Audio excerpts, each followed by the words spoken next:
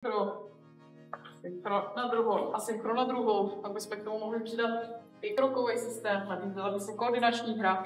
A pro nás čistě, to jsem vám chtěl ukázat, je aplikace pro rehabilitaci a pro zvědomění si toho ramene v rotaci.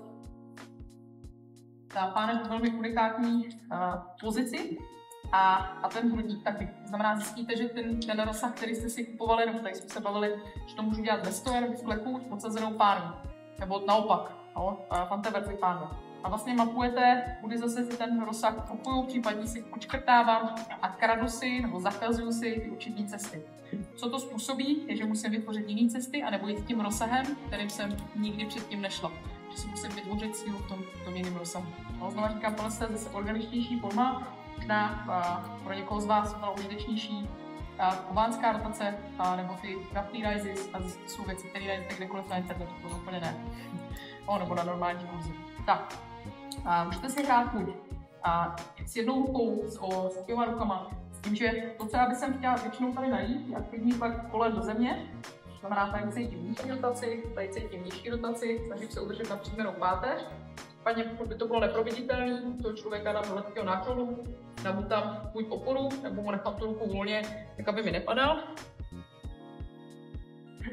A začneme pracovat. Případně, pokud zvládne bez opory,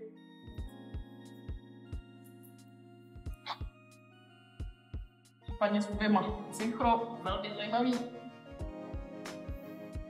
No a zase, co to dělá, že tu páteř musí se organizovat úplně jinak.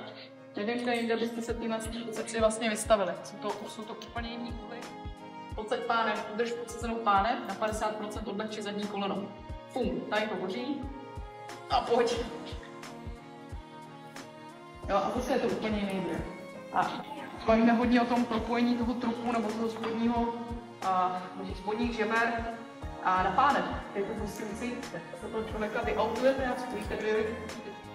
Vám tím chci ukázat, že ty nástroje jsou tvární, můžete si s nimi hrát člověkem. Tady ta rehabilitace a ten proces tréninku, rehabilitace 1:1 je úplně jiný. Je zábavný.